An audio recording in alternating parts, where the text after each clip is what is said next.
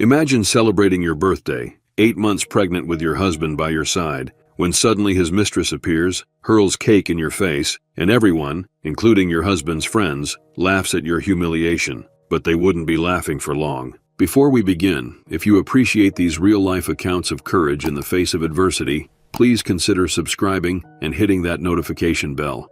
When Sarah discovered she was pregnant after years of trying, it felt like the final piece of her carefully constructed life was falling into place. Though the pregnancy hadn't been easy, with severe morning sickness through the first trimester and gestational diabetes in the second, Sarah approached motherhood with the same determined optimism she brought to everything else.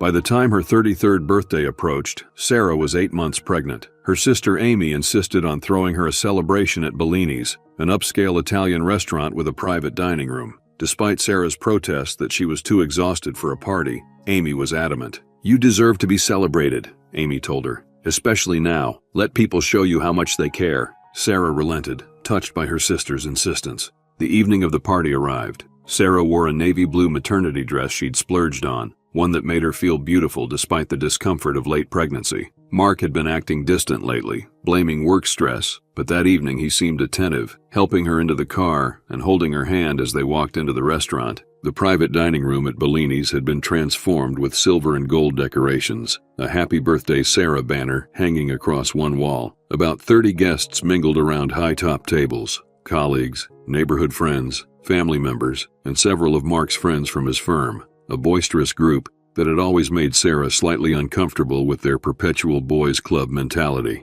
By all appearances, it was the perfect celebration. Amy had arranged for a 3-tier cake decorated with fondant flowers that matched the nursery theme Sarah had chosen for the baby. As the night progressed, Mark clinked his glass to gather everyone's attention. "I'd like to make a toast," he announced, his voice carrying across the room as conversations quieted. "To my beautiful wife on her special day." Sarah stood beside him, blushing as the attention turned to her. Mark continued, "Sarah, you're glowing, darling. I'm the luckiest man alive to have you as my wife and soon, the mother of our child." The gathered friends and family raised their glasses in unison. To Sarah, what no one knew, what Sarah herself couldn't have imagined, was that Mark's words were a masterpiece of deception. As he spoke of luck and love, he was hiding a secret that was about to explode into the open in the most devastating way possible. Amy handed Sarah the cake knife, a silver-plated heirloom that had belonged to their grandmother. Mark placed his hand over Sarah's as they positioned the knife over the top tier,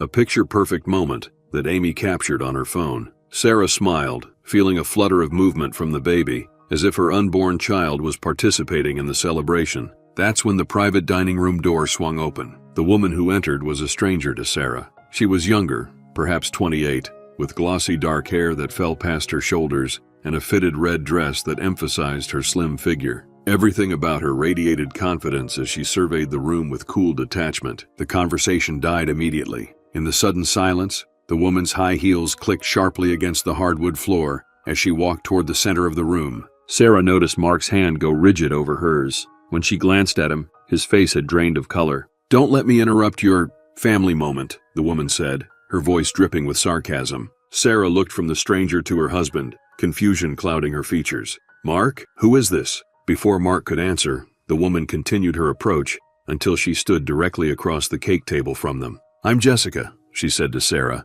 though her eyes remained fixed on Mark. "Ask your husband who I am." Mark stepped forward, positioning himself between the two women. "This isn't the place," he said quietly to Jessica. "Please leave." Jessica laughed, a harsh sound devoid of humor. "Not the place? Is that what you said when you were in my bed last night? This isn't the place?" The room collectively gasped. Sarah's hand instinctively moved to her stomach, a protective gesture for her unborn child. "Mark?" Sarah's voice trembled. "What is she talking about?" Mark remained frozen, offering no defense, no denial. His silence was confirmation enough. Jessica's eyes finally shifted to Sarah, taking in her pregnant belly with obvious disdain. "He's been promising to leave you for 6 months, even after he found out about the baby." Her lip curled in disgust. "He said it wasn't his." Sarah felt as though the floor had disappeared beneath her feet. 6 months? Their child had been conceived 8 months ago, which meant Mark had started his affair shortly after learning he was going to be a father. "Is this true?"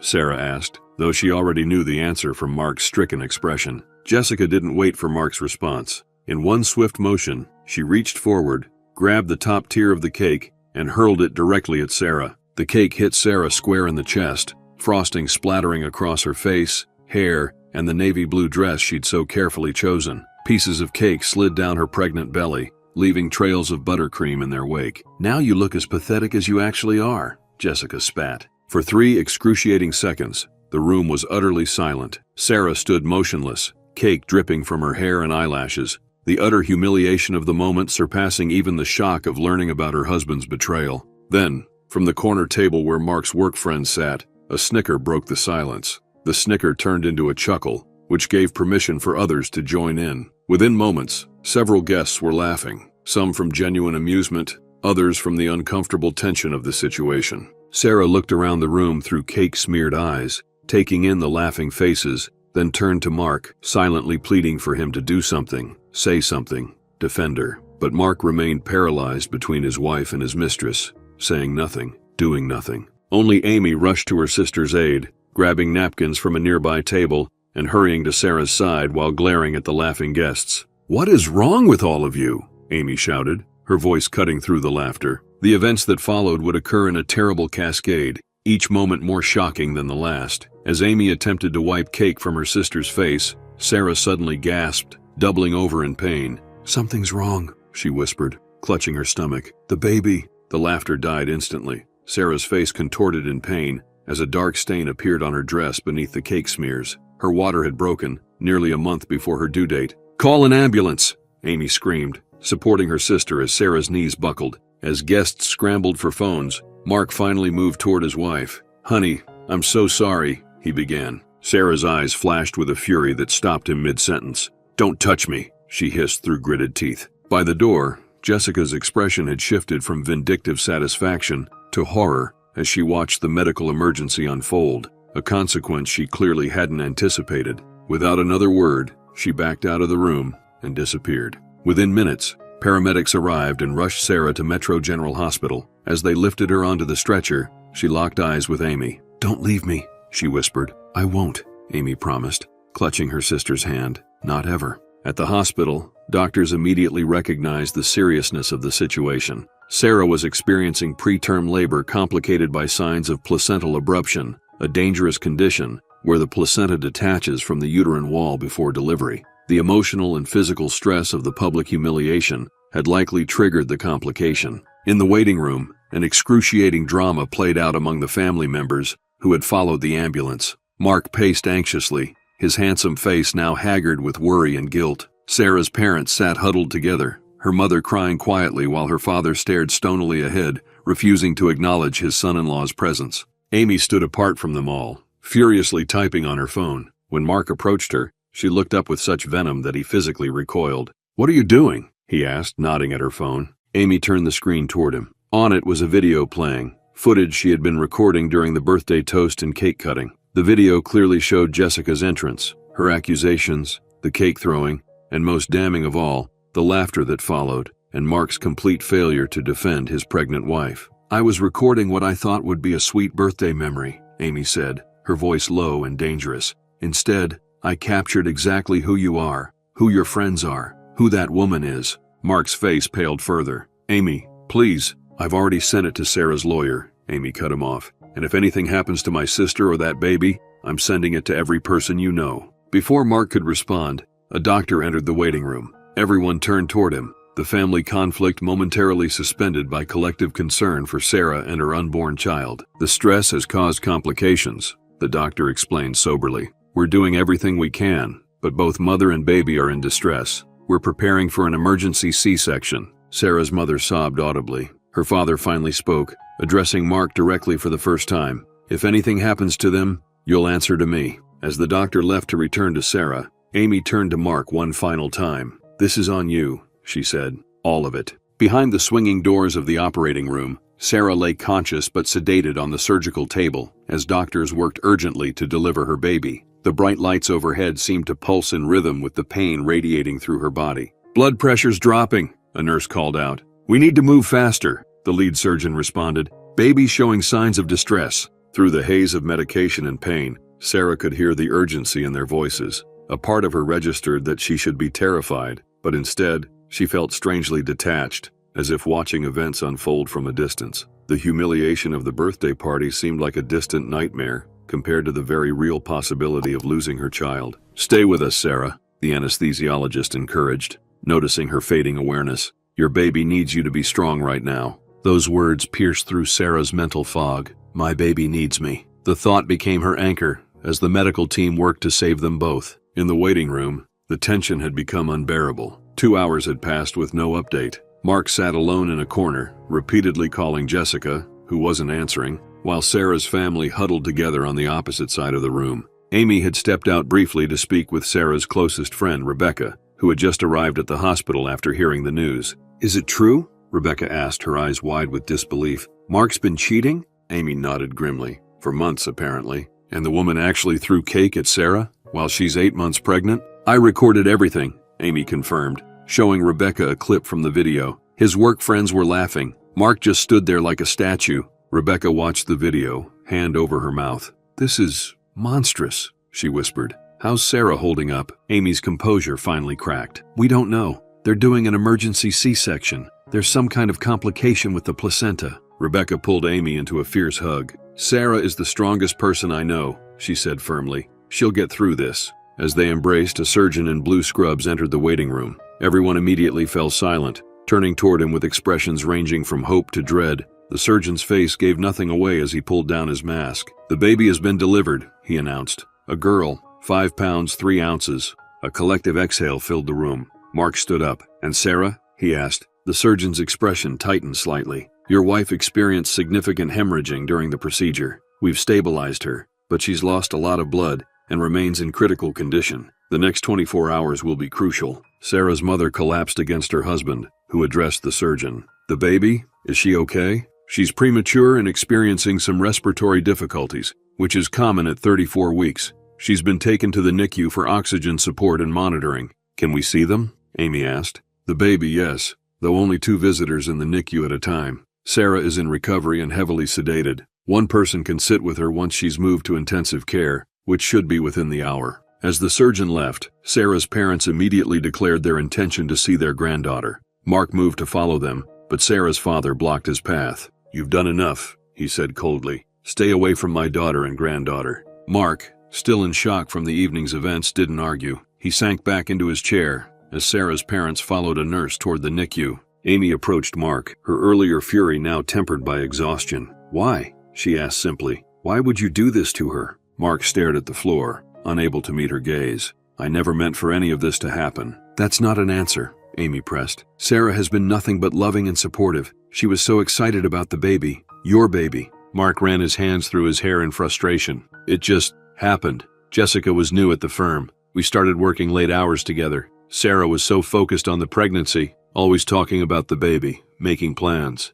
So while my sister was preparing to bring your child into the world, you were sleeping with a colleague because you felt neglected?" Amy's voice dripped with contempt. "And you told this woman the baby wasn't yours? How could you say that?" Mark had no response. The magnitude of his betrayal, laid bare in Amy's succinct summary, seemed to finally hit him. "I need to make this right," he said weakly. "You can't," Amy said flatly. "Some things can't be fixed with an apology. The best thing you can do right now is leave. Sarah doesn't need the stress of seeing you when she wakes up." "She's my wife," Mark protested. "That's my daughter." "You should have remembered that before you started sleeping with Jessica," Amy replied. "Before you stood by while she assaulted your pregnant wife. Before you and your friends laughed while Sarah collapsed." Mark flinched at each accusation. "I didn't laugh," he mumbled. "No, you just did nothing, which is worse." Amy checked her phone, which had been continuously buzzing. "I'm going to check on my sister. You should know that the video is already circulating. Rebecca has connections at several news outlets,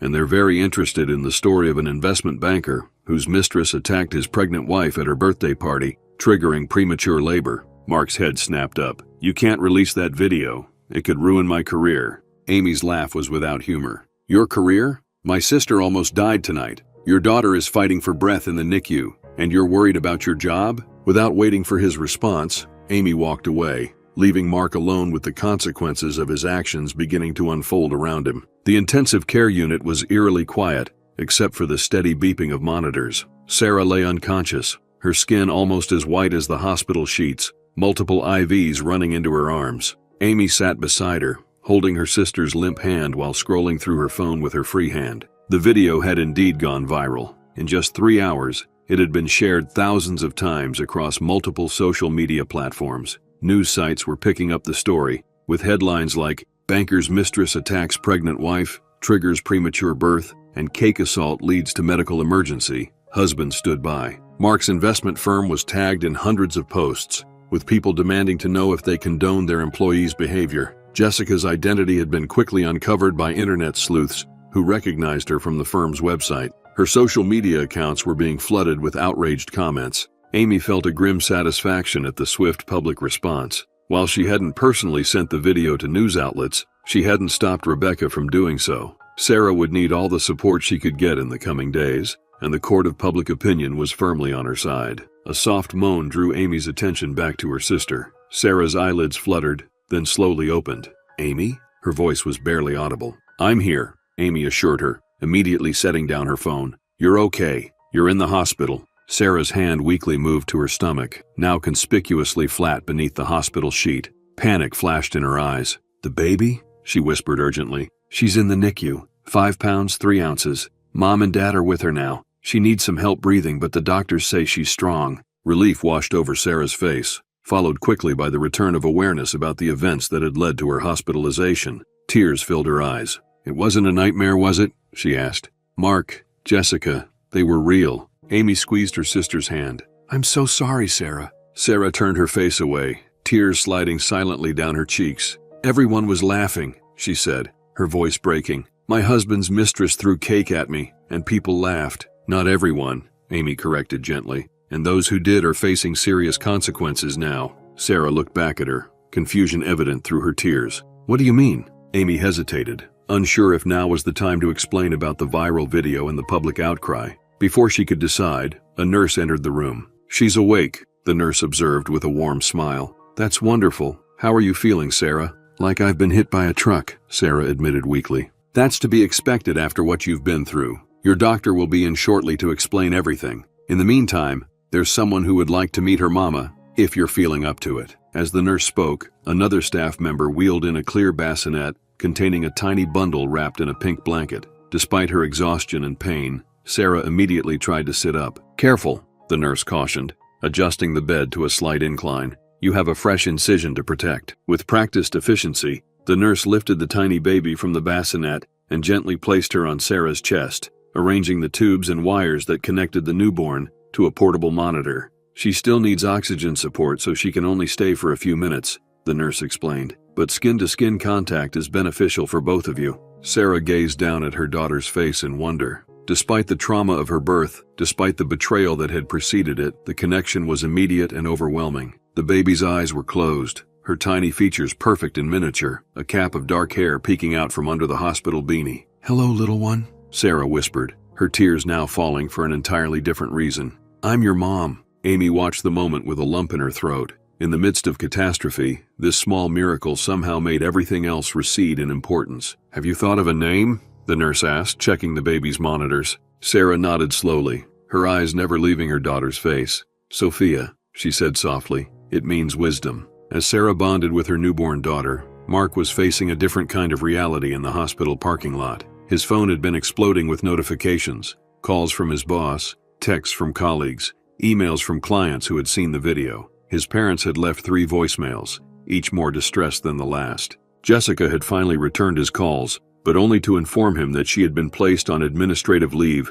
pending an investigation by the firm's HR department. She blamed him entirely, claiming he had misled her about the state of his marriage. "You told me she knew we were seeing each other," Jessica had sobbed into the phone. "You said you were separated in all but name. Now I'm being called a homewrecker and getting death threats online." Mark had no comfort to offer her. The magnitude of what they had done, what he had done, was finally sinking in. He had betrayed his pregnant wife, lied to his mistress about the state of his marriage, and when the moment of truth arrived, he had stood frozen, protecting neither woman. His phone rang again, his boss. With resignation, he answered. "Mark, I need you in my office tomorrow morning at 8 a.m. sharp," the senior partner said without preamble. "The executive committee is convening an emergency meeting regarding your situation." "I understand," Mark replied numbly. "I've been fielding calls from clients all evening," his boss continued. anger evident in his voice. "The firm's reputation is taking a hit every time that video gets shared." "I'm sorry," Mark offered inadequately. "Save it for tomorrow," his boss snapped before hanging up. Mark sat in his car, the enormity of the collapsing life he had built weighing on him. He had jeopardized his marriage, his relationship with his newborn daughter, his professional reputation, and the standing of his firm, all for an affair that had begun as a flattering distraction and evolved into an addiction to the excitement and novelty Jessica represented. As the hospital lights reflected on his windshield, Mark made a decision. He would fight to make things right. He would beg Sarah's forgiveness, promise to be a better man, a devoted father. Surely, once the initial shock wore off, she would see that breaking up their family wasn't the answer. With this resolution firming his spine, Mark finally drove home to the empty house he shared with Sarah, unaware that the damage he had caused was far too extensive for simple apologies to repair. By morning, what had begun as a viral video had transformed into a full-blown social media firestorm. The hashtag #JusticeForSarah was trending nationally, with people from all walks of life expressing outrage at the treatment of a pregnant woman by her husband, his mistress, and the laughing bystanders. News vans had gathered outside the hospital, though security was keeping reporters at bay. Mark's investment firm, Bradford and Lockhart, had issued a terse statement that they were investigating the matter internally and did not condone the behavior depicted in the video. Several of Mark's clients had publicly announced they were taking their business elsewhere, unwilling to be associated with someone whose personal conduct was so clearly at odds with their corporate values. Meanwhile, in the hospital's NICU, Sarah sat in a wheelchair beside her daughter's incubator, a very different kind of media playing out on the small television mounted on the wall. A local news anchor was discussing the incident with barely concealed disgust. Sources close to the family say that both mother and baby are in stable condition this morning after the stress-induced premature delivery, the anchor reported. The husband, identified as Mark Mitchell, a senior investment manager at Bradford and Lockhart, has not issued any statement regarding the incident. Sarah's mother reached for the remote and muted the television. "You don't need to listen to this right now, sweetheart." Sarah's eyes remained fixed on her daughter, who was breathing easier this morning, according to the doctors. "It's okay, Mom. It doesn't matter anymore." Her father, who had been standing protectively near the door, scoffed. "Doesn't matter? That man humiliated you in front of everyone you know. His girlfriend assaulted you. They endangered my granddaughter's life. It absolutely matters." Sarah finally looked up, her expression calm, despite the lingering pallor of her skin. "I mean, the media coverage doesn't matter. What matters is right here." She gently stroked her finger against Sophia's tiny hand, which reflexively gripped it. "Everything else is just noise." Her parents exchanged concerned glances. Their daughter's composure seemed almost unnatural given the circumstances. The obstetrician had warned them that Sarah might experience emotional numbness as a protective mechanism against trauma. Amy entered the NICU, having just returned from Sarah's house with fresh clothes and toiletries. "Security stopped me on the way in," she reported. "Mark's trying to get in to see you and the baby. They're keeping him in the lobby for now." Sarah's calm facade cracked slightly. "I don't want to see him," she said quietly. "You don't have to," her father assured her. "I'll handle it." As he turned to leave, Sarah called after him. "Dad? No scenes, please. I just want him to go away." Her father nodded reluctantly, then went to intercept his son-in-law. In the hospital lobby, Mark sat stiffly on an uncomfortable plastic chair, a small teddy bear clutched in his hands. He had come directly from his morning meeting at the firm, where he had been placed on indefinite leave, pending a full investigation. His colleagues had averted their eyes as he cleaned out his desk, no one willing to be associated with the man whose face was being vilified across social media. When he saw Sarah's father approaching, Mark stood quickly, hope flashing across his haggard features. "Robert, thank you for coming down. I need to see Sarah and the baby. I've been trying to—" "Stop!" Robert held up a hand. "Sarah doesn't want to see you. Not now. Maybe not ever." Mark's face fell. "She can't keep me from my daughter." "Your daughter?" Robert's voice rose dangerously, drawing glances from nearby visitors. He made a visible effort to control himself. "The daughter you told your girlfriend wasn't yours? The one who was born a month early because of your actions?" "I made a terrible mistake," Mark admitted, his eyes pleading. "Many mistakes. But I love Sarah. I love our baby. I want to make things right." Robert regarded his son-in-law with cold assessment. "Mark, I've known you for 7 years. I welcomed you into our family. I trusted you with my daughter's happiness. And now I see I never really knew you at all." "People make mistakes," Mark insisted. "Sarah and I can work through this." "This wasn't a mistake. A mistake is forgetting an anniversary," or saying something thoughtless in anger. You carried on an affair for months, lied about your child's paternity, and stood by while your pregnant wife was publicly humiliated and went into premature labor. Those are choices, Mark. Deliberate choices that reveal your character. Mark had no response to this stark assessment. Robert continued, his voice lowering. Sarah has instructed the hospital that you're not permitted in her room. She's also contacted her lawyer. I suggest you do the same. Her lawyer? Mark echoed, stunned. It's been less than 24 hours, and in those hours, she almost died bringing your child into the world, Robert pointed out. Perhaps that has clarified her thinking about what she deserves in life. It certainly has for me. With that, Robert turned and walked back toward the elevators, leaving Mark clutching the small teddy bear in the lobby, surrounded by strangers stealing curious glances at the man they recognized from the viral video. Sarah stood at the window of her hospital room, watching as Amy pulled the car around to the front entrance. After a week of recovery for both mother and daughter, they were finally being discharged. Sophia, though still smaller than average, had demonstrated a remarkable resilience, quickly graduating from oxygen support to breathing on her own. The physical wounds from Sarah's emergency C-section were healing well, according to her doctors. The emotional wounds would take longer, but Sarah had surprised everyone, especially herself, with her clarity and resolve. A knock at the door interrupted her thoughts. Sarah turned, expecting a nurse with discharge papers, but instead found Rebecca, her closest friend from college. "Ready for the great escape?" Rebecca asked, entering with a large gift bag. Sarah smiled, genuine warmth breaking through her reserved expression. "More than ready. Hospital food is everything they say it is." Rebecca set the bag down and embraced her friend carefully, mindful of her healing incision. "How are you really doing?" she asked, studying Sarah's face. Sarah sighed, sitting on the edge of the neatly made hospital bed. "Physically, getting better every day. Emotionally, I'm still figuring that out. It's like I'm watching someone else's life implode, except occasionally I remember it's mine." Rebecca nodded sympathetically. "That's a normal trauma response. Your brain is protecting you while you process everything." "The therapist they sent said the same thing," Sarah acknowledged. "She also said it's okay to not have all the answers right now." "Wise woman," Rebecca approved. "So what happens next?" "Mom and Dad want me to stay with them for a while, but I said no. I need to stand on my own 2 feet, figure out who I am now." Sarah's eyes drifted to the bassinet where Sophia slept peacefully. "Besides, their place is full of stairs, which isn't ideal with a newborn and a C-section." "Where will you go?" "Home for now. Mark moved most of his things out yesterday, according to Amy.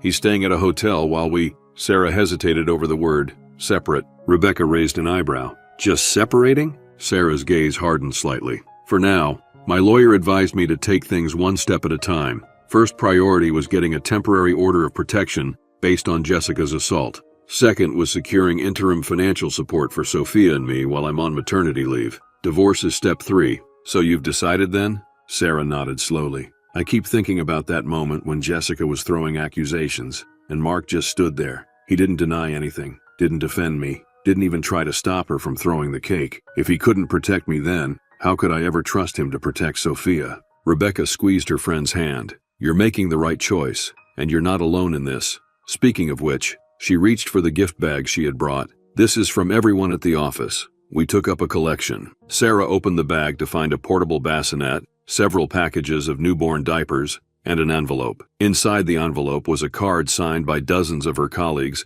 and a substantial gift card to a baby supply store. Tears filled Sarah's eyes. "This is so generous." "That's not all," Rebecca continued. "The partners have extended your maternity leave to 16 weeks, fully paid. They said to take all the time you need." Sarah was momentarily speechless. "I don't know what to say." "Say you'll let your friends help you," Rebecca suggested gently. "You've always been the strong one, the one who has everything under control, but even the strongest people need support sometimes." Before Sarah could respond, a nurse entered, wheeling a small cart. "Ready to go home, Mom?" she asked cheerfully. "Just need your signature on these discharge papers, and you and little Sophia are free to go." As Sarah signed the paperwork, Amy appeared in the doorway with a car seat. "Chariot awaits, milady," she announced with a dramatic bow. For the first time in what felt like ages, Sarah laughed, a genuine, spontaneous sound that seemed to surprise even her. It was a small moment of lightness in what had been the darkest week of her life, a reminder that joy could still exist alongside pain.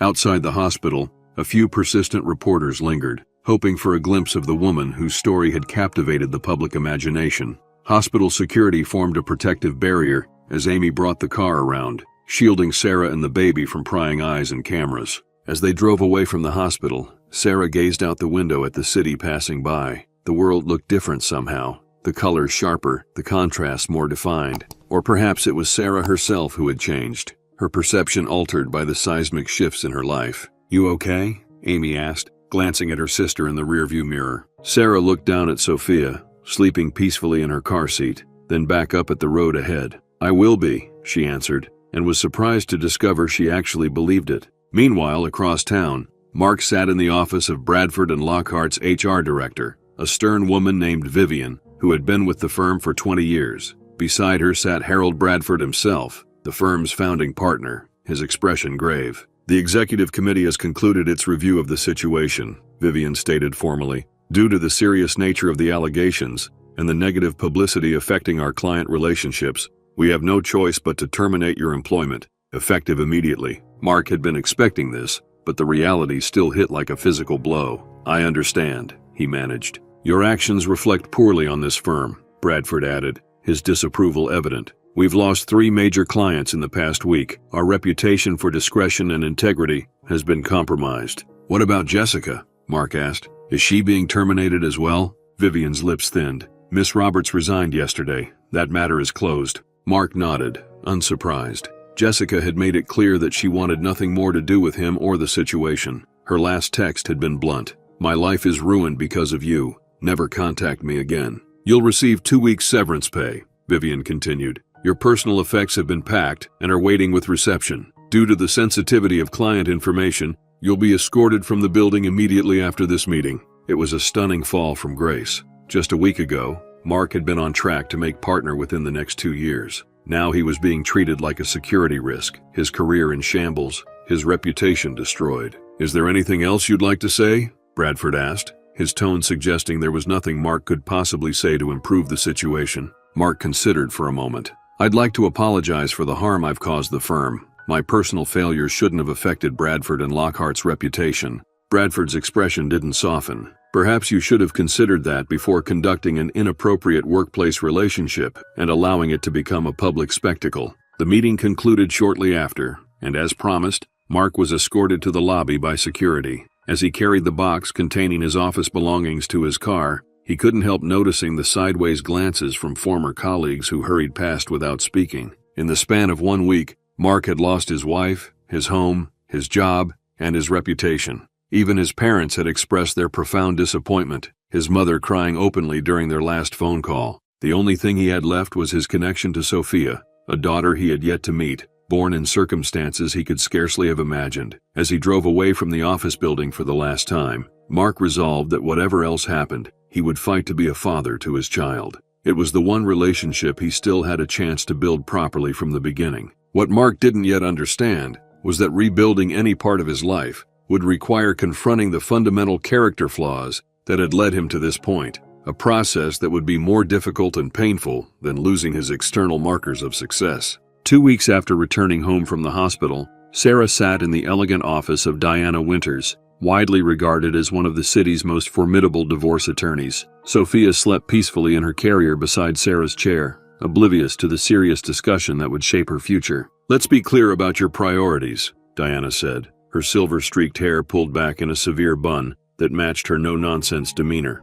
"What matters most to you in this divorce?" Sarah had given this considerable thought. "Financial security for Sophia and me, primary physical custody with appropriate visitation for Mark. I won't keep him from his daughter, but I need to be the one making day-to-day decisions. And I want the house. I designed every inch of that nursery. I can't bear the thought of leaving it." Diana nodded approvingly. "All reasonable requests. Given the circumstances of your separation and the evidence we have, I believe we're in a strong position to negotiate favorable terms." "By evidence, you mean the video," Sarah clarified, her expression tightening. "Precisely. While Connecticut is a no-fault divorce state, meaning we don't have to prove misconduct to obtain a divorce, evidence of adultery in the incident at your birthday can certainly influence the court regarding property division and potentially custody arrangements." Sarah shifted uncomfortably. "I hate that my humiliation has become leverage." Diana's professional demeanor softened slightly. "I understand. But remember, you didn't create this situation.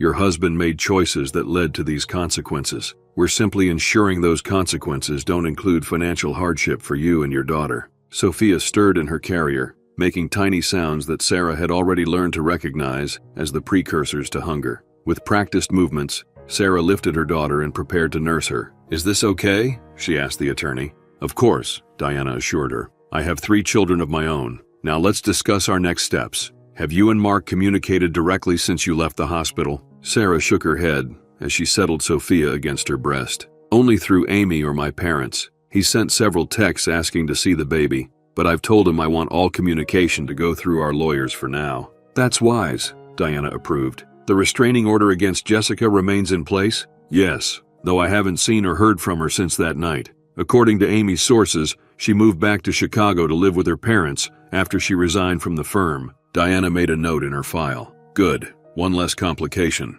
Now Mark has retained counsel, Gerald Hoffman, a respected family law attorney I've faced many times. He's requested a preliminary meeting to discuss temporary arrangements while the divorce proceeds." Sarah nodded, gently stroking Sophia's cheek as she nursed. "When?" "Next week, if you're feeling up to it. You wouldn't need to see Mark. This would be a meeting between attorneys with our respective clients in separate rooms." "That's fine," Sarah agreed. "The sooner we establish some clear boundaries, the better." Diana studied her client with professional assessment. Sarah Mitchell presented a compelling figure, a new mother still physically recovering from a traumatic birth, yet demonstrating remarkable composure and clarity. If they did end up in court, a judge would likely be sympathetic to her situation, especially with the viral video providing such damning evidence of her husband's betrayal. "There's one more thing we should discuss," Diana said carefully. "The public nature of your situation. The video has received millions of views. You've been approached for interviews, I understand." Sarah nodded reluctantly. "Several news outlets, 2 talk shows, and a documentary filmmaker. I've declined them all." "That's probably wise during pending litigation," Diana agreed. "However, you should be prepared for continued public interest. Mark's attorney may argue that the viral nature of the video has unduly prejudiced public opinion against his client." "The video only shows what actually happened," Sarah pointed out. "I didn't create or distribute it." "True, but perception matters in these cases. We'll need to be prepared to counter any argument that Mark's being unfairly villainized." Sarah laughed humorlessly. "He villainized himself when he stood by and watched his mistress assault his pregnant wife." Diana's thin smile acknowledged the point. "Indeed. We'll plan to meet again before next week's preliminary discussion. In the meantime, continue documenting any communication from Mark, and call me immediately if Jessica attempts to contact you in violation of the restraining order." As Sarah gathered her things to leave, Diana offered a final observation. "You know, many clients in your position are still in shock at this stage. Angry, vengeful, or completely overwhelmed. You seem remarkably focused." Sarah glanced down at Sophia, now asleep against her shoulder. "I don't have the luxury of falling apart. Every decision I make now affects her future." She met the attorney's gaze directly. "Besides, I wasted enough tears on Mark in the hospital. I'm done crying over someone who could hurt me so deliberately." Diana nodded approvingly. "Channel that clarity. It will serve you well in the months ahead." Across town, Mark sat in a considerably less imposing office, facing his own attorney. Gerald Hoffman was in his 60s, with the patient demeanor of someone who had seen every possible manifestation of marital discord over his 40-year career. "The preliminary meeting is set for next Wednesday," Gerald informed him. "Diana Winters is tough but fair. She'll come in with specific demands regarding temporary support and custody arrangements while the divorce proceeds." Mark leaned forward anxiously. "Will Sarah be there? I need to talk to her. Make her understand that—" Gerald held up a hand. "No, you won't see Sarah. This is a meeting between attorneys, with clients in separate rooms specifically to avoid direct confrontation at this emotional stage. And Mark, I have to be frank with you. Your position is not strong." Mark's shoulders slumped. "Because of the video?" "Partially, yes. The video presents compelling evidence of both infidelity and behavior that endangered your wife and child. But more broadly, your actions have created a narrative that's difficult to counter. You conducted an affair while your wife was pregnant. Your mistress publicly humiliated her, triggering early labor. You've lost your job as a result. These facts don't position you favorably for custody negotiations." Mark ran his hands through his hair in frustration. "So what do? We present you as contrite, responsible, and focused on being a good father moving forward. We acknowledge past mistakes without continuing to dwell on them. We emphasize your commitment to co-parenting effectively, despite the marriage's end." "But I don't want the marriage to end," Mark insisted. "I made a terrible mistake. I want another chance." Gerald's expression was sympathetic but firm. "Mark, you need to accept reality. Sarah has filed for divorce. Given what's transpired, reconciliation is extremely unlikely. Our focus now is on securing reasonable custody arrangements and fair financial terms." Mark slumped back in his chair, the finality of the situation sinking in. "I haven't even met my daughter yet," he said quietly. "That's something we'll address at the preliminary meeting," Gerald assured him. "A father has rights to access his child, barring evidence that he presents a danger. Despite everything, there's no suggestion you would harm your daughter." "Of course I wouldn't," Mark replied, horrified at the mere suggestion. "Then we'll secure visitation rights, possibly supervised at first, but progressing to more standard arrangements as you demonstrate responsible parenting." Gerald consulted his notes. "Now, regarding finances, you're currently unemployed, correct?" Mark nodded glumly. "I have some interviews lined up, but firms in my sector are hesitant due to the publicity. That complicates support calculations,"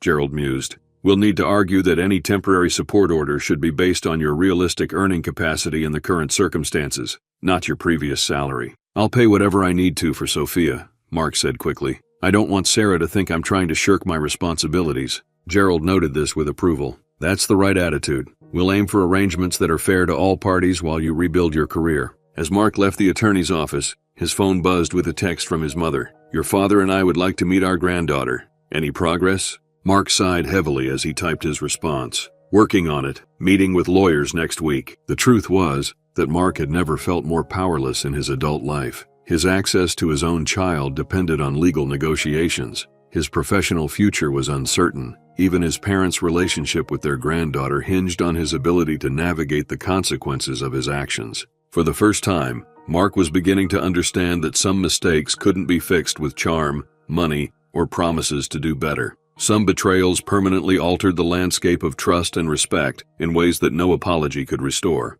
As he walked to his car, Mark passed a young couple pushing a stroller, the father's arm protectively around the mother's shoulders. The simple family scene, one he had taken for granted would be part of his future, now seemed like an impossible dream. The weight of what he had lost through his own choices settled over him like a physical burden. The law offices of Winters and Associates occupied the 15th floor of a downtown high-rise with sweeping views of the city. In a conference room at the east end of the floor, Diana Winters and Gerald Hoffman sat across from each other, surrounded by legal pads and documents. Their clients waited in separate rooms, Sarah in Diana's office with Amy keeping her company, Mark in a smaller conference room accompanied by his father. "Let's begin with the most pressing matters," Diana suggested, her tone businesslike. "Temporary custody and support while the divorce proceeds." Gerald nodded. "My client is requesting regular visitation with his daughter. He proposes initially supervised visits, progressing to unsupervised day visits as appropriate."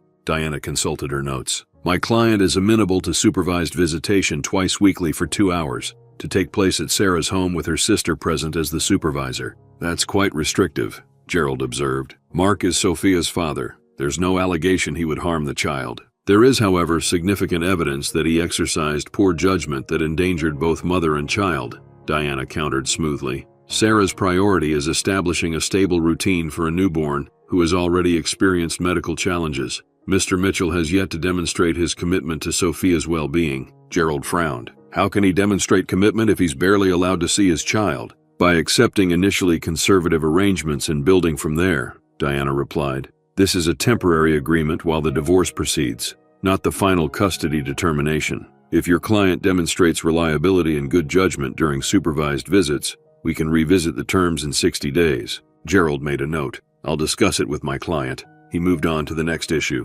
"Regarding temporary support, we need to address Mr. Mitchell's current employment situation." "Indeed," Diana acknowledged. "While Mr. Mitchell's actions resulted in his termination, my client recognizes that it's in Sophia's best interest for her father to rebuild his career. We propose temporary support based on 75% of his previous salary for a period of 3 months, after which we would reassess, based on his employment status at that time." Gerald raised his eyebrows. "That's more reasonable than I expected." Diana's smile was thin. "Miss Mitchell is focused on long-term stability, not short-term punishment. She recognizes that her daughter benefits from having a financially secure father." The negotiations continued for nearly 2 hours. Covering access to the family home, Mark would retrieve personal items by appointment only, medical decisions for Sophia, joint legal custody with Sarah having tie-breaking authority, and interim financial arrangements for household expenses. Finally, Diana gathered her papers. I believe we've reached preliminary agreement on all essential matters. I'll draft the temporary arrangement for your review, and pending client approval, we can proceed with formal divorce filings next month. Gerald nodded. My client still hopes for reconciliation, but understands we need to establish these temporary arrangements regardless. Diana's expression revealed nothing, though she doubted Sarah had any interest in reconciliation. I'll convey that to my client. In the meantime, shall we inform them of our progress? In Diana's office, Sarah sat stiffly on a leather sofa, trying to focus on Sophia sleeping in her carrier rather than the anxiety churning in her stomach. Amy scrolled through her phone beside her, occasionally sharing social media updates to distract her sister. Apparently, Jessica closed all her social media accounts, Amy reported. Smart move considering the death threats. Sarah winced. I don't condone that. As much as I hate what she did, threatening violence isn't the answer. You're a better person than me, Amy muttered. I'd be fine with her experiencing some consequences. She lost her job and had to move back home with her parents. Those are consequences, Sarah pointed out. Besides, Mark is the one who made vows to me, not Jessica. The door opened, and Diana entered with a satisfied expression that immediately eased some of Sarah's tension. We've reached preliminary agreements on all key points, Diana announced. Mr. Hoffman will be discussing them with Mark, but I believe the terms are quite favorable. She proceeded to outline the visitation schedule, support arrangements, and other details they had negotiated. Sarah listened carefully, nodding as each point was explained. So he'll be able to see Sophia starting next week? She clarified when Diana finished. Yes, under the supervision we discussed. Are you comfortable with that timeline? Sarah took a deep breath. Yes. It's not fair to Sophia to delay her relationship with her father because of what happened between us. Diana studied her client with approval. That's a mature perspective. For what it's worth, Mr. Hoffman conveyed that Mark still hopes for reconciliation. Sarah's expression hardened. That's not going to happen. I conveyed as much, though not in those exact words, Diana assured her. Now, I suggest you take the draft agreement home, review it carefully, and we'll finalize it by the end of the week. As Sarah and Amy prepared to leave, Diana added casually, Oh, and Sarah, you might want to know that a prominent women's magazine has contacted me. They're doing a feature on resilience after betrayal and would like to interview you. Sarah immediately shook her head. No interviews. That's your prerogative, of course, Diana acknowledged. But consider this. Right now your story is being told by that viral video and social media speculation. An interview would give you control of your own narrative. I'll think about it, Sarah conceded, though she had no intention of exposing her pain for public consumption. Meanwhile, in the small conference room, Mark listened as Gerald explained the terms they had negotiated. His father, Robert Sr., sat beside him, occasionally nodding as various points were clarified. When Gerald finished, Mark's first question was immediate. When can I see Sophia? Supervised visits can begin next week, assuming Sarah approves the agreement, Gerald confirmed. It's more restricted than we hoped for initially, but it's a starting point. Mark nodded, desperate for even this limited access to his daughter. And Sarah? Did she say anything about us? About trying again? Gerald exchanged a glance with Mark's father before answering carefully. Mark, I conveyed your interest in reconciliation, but I wouldn't characterize Miss Winter's response as encouraging. I think you need to prepare yourself for the divorce to proceed. Mark's father placed a hand on his son's shoulder. Son, you need to focus on being a good father now. That relationship is still salvageable. The marriage, he shook his head sadly. Some broken things can't be glued back together. Mark swallowed hard, fighting back unexpected tears. The finality of it was finally sinking in. His marriage was over. The life he had built with Sarah was irretrievably broken, destroyed by his own choices. All that remained was to salvage what he could from the wreckage and try to build something new. I understand, he said finally. Let's sign the agreement. I want to meet my daughter. 6 months passed with the steady rhythm that emerges when a new normal begins to take shape from chaos. Sarah had returned to work part-time, arranging a flexible schedule that allowed her to be home with Sophia 3 days a week. The divorce proceedings continued with methodical precision, each legal filing bringing her closer to the official end of her marriage. Mark had secured a new position at a smaller investment firm, taking a significant pay cut, but grateful for the opportunity to rebuild his career. His supervised visits with Sophia had progressed to unsupervised weekend time, and while his relationship with Sarah remained strictly businesslike, focused entirely on co-parenting, he had embraced his role as a father with unexpected dedication. On a crisp autumn morning, Sarah sat in her therapist's office for her bi-weekly session. Dr. Levine, a compassionate woman in her 50s, had been helping Sarah process the trauma of the past 6 months and navigate her new identity as a single mother. "You seem more relaxed today," Dr. Levine observed. "How are things going?" Sarah settled more comfortably in the armchair. "Better, I think. Sophia slept through the night 3 times this week, which feels like winning the lottery. Work is going well. They've been incredibly supportive about my schedule, and the divorce should be finalized next month. How do you feel about that milestone approaching?" Sarah considered the question carefully. "Relieved mostly, ready to close that chapter officially. Though sometimes I still have moments where I think, this wasn't how my life was supposed to go, especially when I see families with both parents at the park or grocery store." Dr. Levine nodded encouragingly. "That's natural. You're grieving not just the end of your marriage, but the loss of the future you had envisioned." "Exactly," Sarah agreed.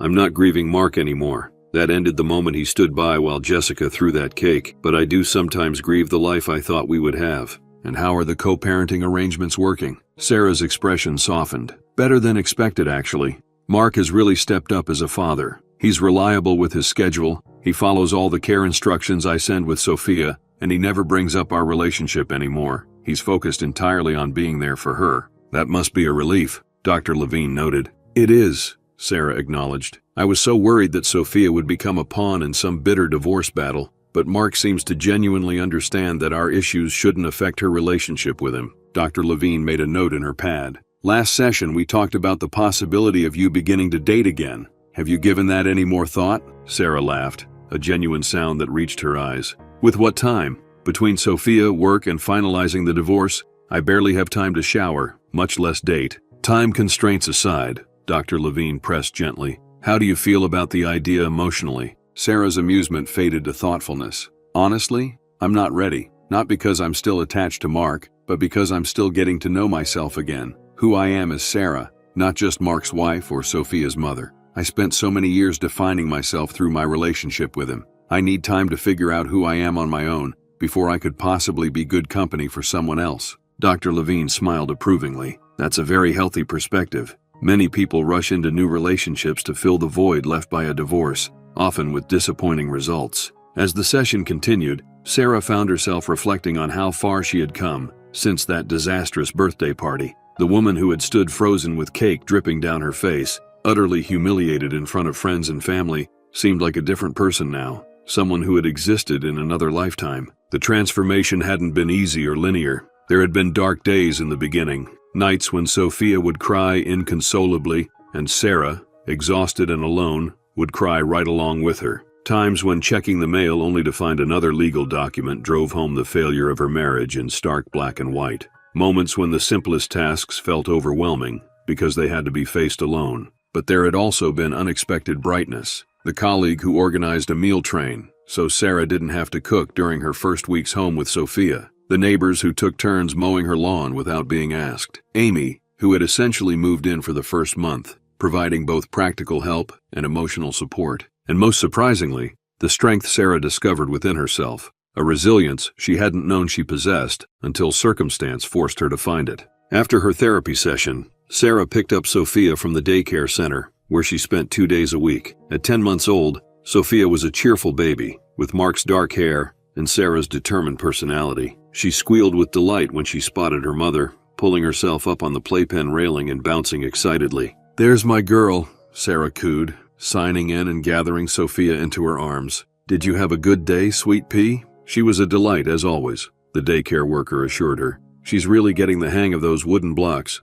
Quite the little engineer." Sarah beamed with pride. Every new skill Sophia developed filled her with wonder and joy, bright spots of happiness that sometimes made the difficult journey of the past year feel worthwhile, if only because it had resulted in this perfect little person. As they drove home, Sarah's phone rang through the car's Bluetooth system. Amy's name flashed on the display. "Hey, what's up?" Sarah answered. "Are you sitting down?" Amy asked, her voice vibrating with an emotion Sarah couldn't immediately identify.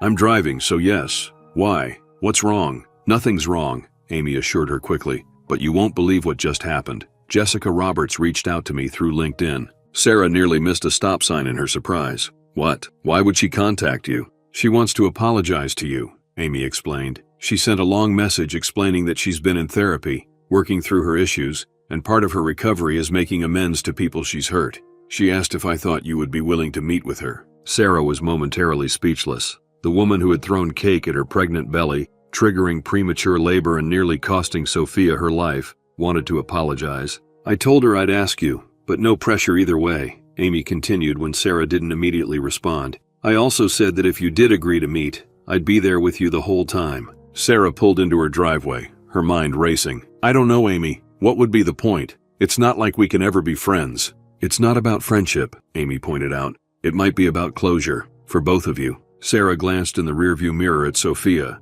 who was contentedly chewing on a teething toy in her car seat. Let me think about it. This isn't something I want to rush into. After disconnecting from Amy, Sarah sat in her parked car for several minutes, processing this unexpected development. Jessica wanting to apologize was the last thing she would have predicted. Part of her wanted to refuse outright. Why should she give Jessica the satisfaction of easing her conscience? But another part, the part that had been working with Dr. Levine on letting go of anger that only harmed herself, wondered if hearing Jessica out might help close this chapter more completely. That evening, after putting Sophia to bed, Sarah sat on her patio with a glass of wine, contemplating the strange twists her life had taken. Her phone chimed with a text from Mark. Sophia left her favorite stuffed bunny in my car. Do you want me to drop it by tonight? Sarah texted back, no need. She has backup bunny here. You can bring it Friday for your weekend. The exchange was typical of their communication now, polite, focused on Sophia, devoid of personal connection. It was so different from the loving texts they used to send, full of inside jokes and affection.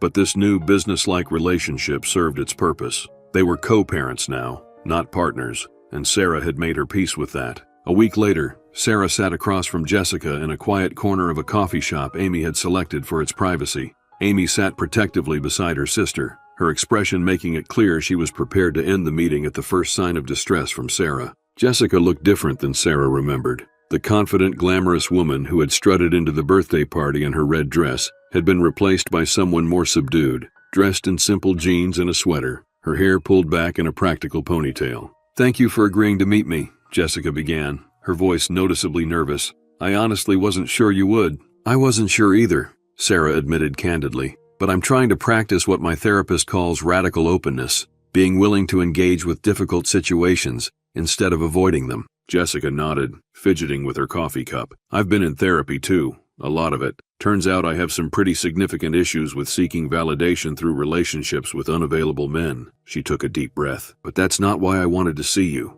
I wanted to apologize face to face for what I did that night. Sarah remained silent, waiting. What I did was inexcusable, Jessica continued. I was angry and hurt because Mark had been promising to leave you for months, and then suddenly he was acting like he wanted to make your marriage work. But that's no justification for physically attacking a pregnant woman. I put you and your baby in danger because I couldn't control my emotions, and I've had to live with that knowledge every day since. Yes, you have, Sarah agreed, her voice steady. And I've had to live with the consequences. Sophia was born a month early. She spent her first days in the NICU. We both could have died. Jessica paled visibly. I know. And there's nothing I can do to change that or make it right. All I can say is that I'm profoundly sorry, and I'm working every day to become someone who would never do something so horrible again. Amy watched the exchange with wary attention, ready to intervene if necessary, but Sarah remained calm, her composure unshaken. Can I ask you something? Sarah said after a moment. Jessica nodded. Anything?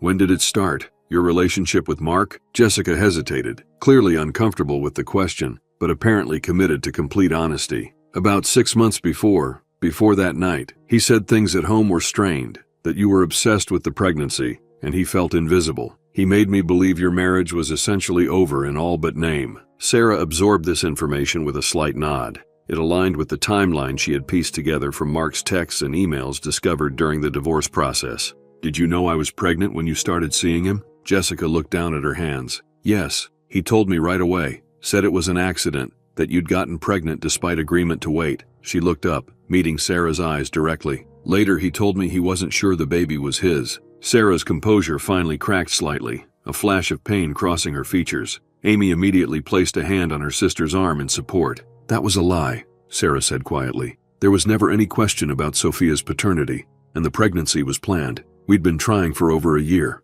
Jessica closed her eyes briefly. I'm not surprised. He told me a lot of things that I later realized were probably lies. Not that it excuses my behavior, she added quickly. I still chose to believe what I wanted to believe and act in a way that was unforgivable. The three women sat in silence for a moment, the weight of shared history, though experienced from dramatically different perspectives, hanging between them. Finally, Sarah spoke. I appreciate your apology, Jessica. I truly do. I can't say I forgive you, at least not yet, but I can say that I hope you find peace and learn from this experience. Jessica nodded, tears filling her eyes. That's more than I deserve. Thank you for hearing me out. As they prepared to leave, Jessica asked one final question. How is your daughter? If you don't mind me asking. For the first time, Sarah smiled, a genuine expression that transformed her face. Sophia is amazing, strong, smart, determined. Everything she does fills me with wonder. Jessica returned the smile cautiously. She sounds wonderful.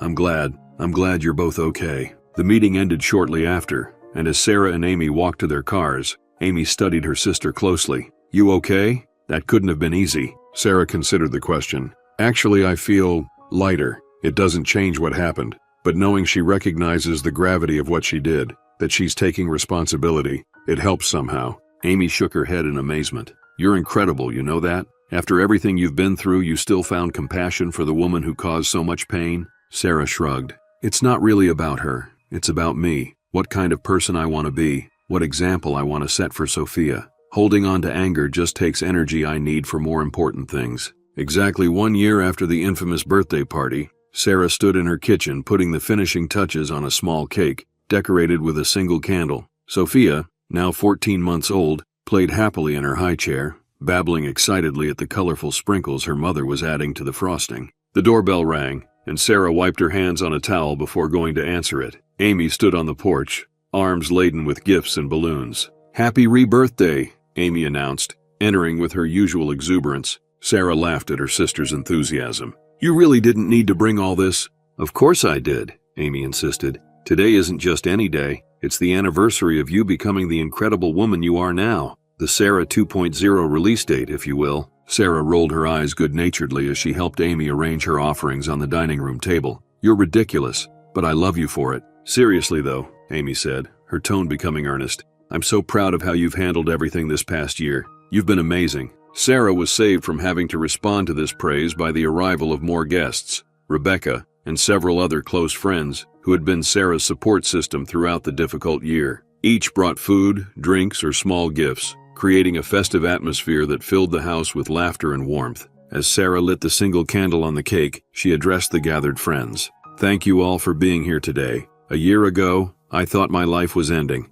Literally, at one point, she smiled ruefully. But instead, it was just beginning in a way I couldn't have imagined. Amy raised her glass. To Sarah, who showed us all what true strength looks like. To Sarah, the friends echoed, lifting their glasses in a toast. Sarah blushed at the attention but continued. I've learned so much this past year. About resilience, about friendship, about what truly matters. She glanced at Sophia, who was watching the candle flame with fascinated attention. Most of all, I've learned that sometimes what looks like the worst moment of your life can actually be the beginning of something better than you ever dreamed possible. As Sarah bent to blow out the candle, she made a silent wish, not for love or success, or any of the things she might have wished for a year ago, but for continued strength to face whatever challenges still lay ahead. Because if the past year had taught her anything, it was that she was capable of weathering storms she once would have thought impossible to survive. Later that evening, after the guests had departed and Sophia was asleep in her crib, Sarah sat alone on her patio, contemplating the stars visible through breaks in the cloud cover.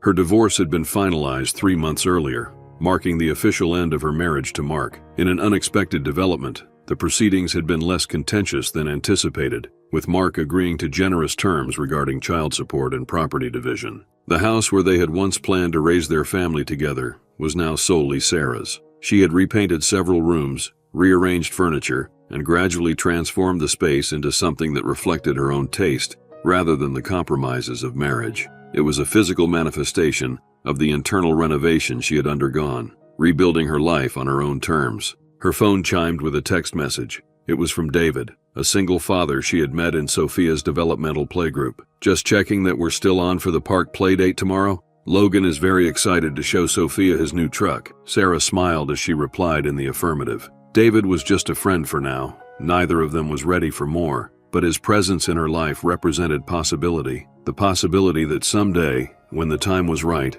she might open her heart again. Not to replace what was lost, but to create something new and unexpected. As she prepared for bed that night, Sarah caught sight of herself in the bathroom mirror. The woman who gazed back at her was different from the one who had stood frosting-covered and humiliated a year ago. This Sarah stood straighter, her eyes clearer, her expression more serene. The pain hadn't disappeared entirely. There would always be a scar where her heart had been broken, but it no longer defined her. In the nursery, Sarah paused to watch Sophia sleeping peacefully, her tiny chest rising and falling in the soft glow of the nightlight. Whatever else had happened, this perfect child had emerged from the chaos. And for that, Sarah could not bring herself to regret any part of the journey that had brought them here. 1 year ago, a room full of people had laughed as cake dripped down her pregnant belly. They had stopped laughing when she collapsed, when the gravity of their cruelty became apparent in her medical emergency. But in the end, it wasn't their laughter, or even their eventual shame that mattered.